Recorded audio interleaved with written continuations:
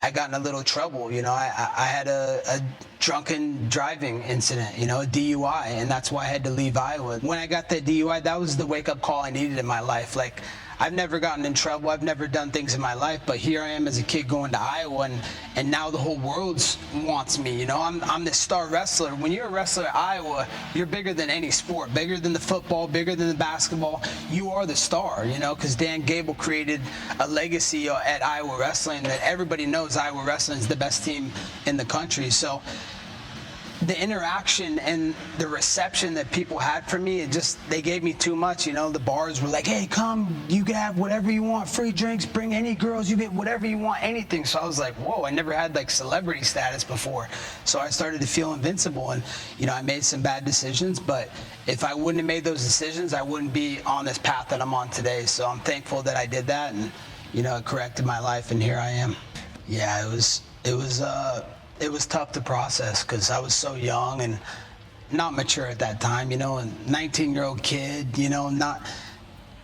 not even grown up, just a little kid, just not making good decisions. And it was tough. It was very hard because here I was all my whole life, all I wanted to do was wrestle for Iowa Wrestling under Dan Gable and Tom Brands, and then now I'm like a failure to those guys. They lost hope in me. They gave up on me, essentially. They didn't think that I could deserve a second chance. They said, hey, nope, that was the one chance you got, that's it. So, I think that was a little harsh. I think they should have not given up on me so easily. I think they should have realized I'm a 19-year-old kid. We make mistakes.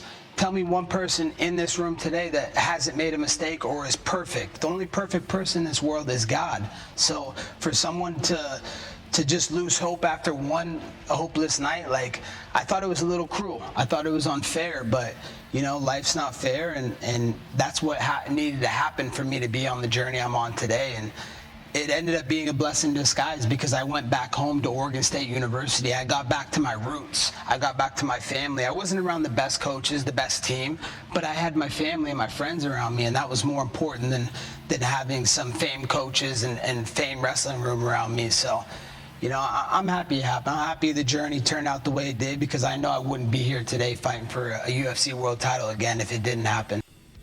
¿Te sigue gustando ser el villano cada que peleas o preferirías que la gente te apoyara más?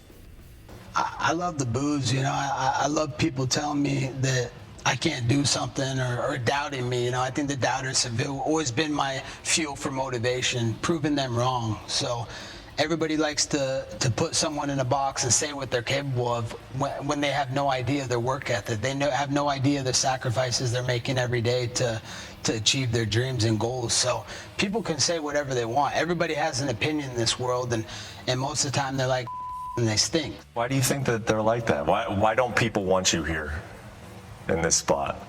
They're jealous and they're envious, and that's the simple truth. They wish they had the relationship they have with the president. They wish they could do the things I do. They wish they could fly in helicopters from Miami to West Palm Beach on a day's notice. So, they're jealous. That's all it is. I'm not really worried about anybody else's opinions, but it is nice for some fans to kind of come around me now and realize the entertainment that I'm bringing to them. And, they pay their hard-earned money to watch us. So, I want to give them a show every time I'm out there, not just inside the octagon, but outside too. I want everything to be just a show where they feel like it's a story and they want to buy into it because I love the UFC and I love doing good business for them. Si hubiera sido por ti, ¿habrías vuelto a pelear rápido después de vencer a Jorge Masvidal en el 2022? Yeah, definitely. It was an easy fight, 5 rounds of domination, 50-43 in a soda. Been big brother in that guy my whole life. He's never won a second of any round off me. So just another dominating performance, especially coming off a 3-month turnaround from beating Marty Usman in Madison Square Garden. I thought I came back and rallied and won the last 3 rounds. I dropped him in the 4th. So, I feel like I beat him that night. And just because they didn't put the belt around me and 3 judges cage side didn't score the fight for me, they gave him, 3 rounds to 2 against me. That's okay. That those aren't the people that are going to determine my value, my worth on this planet. So if the fans are impressed by my work, that's all that matters to me. I feel like I am the champion. What fighter in history has the president coming out there to greet them What fighter in history has went to the White House and hung out with the sitting president in the Oval Office? What fighters headlining MSG, headlining T-Mobile Arena? No one can claim to what I've been able to do in my career. So at the end of the day, I am a champion, and I am the champion, and I'm coming December 6th to reclaim and solidify my legacy. ¿Ha sido complicado estar más de año y medio sin tener una pelea?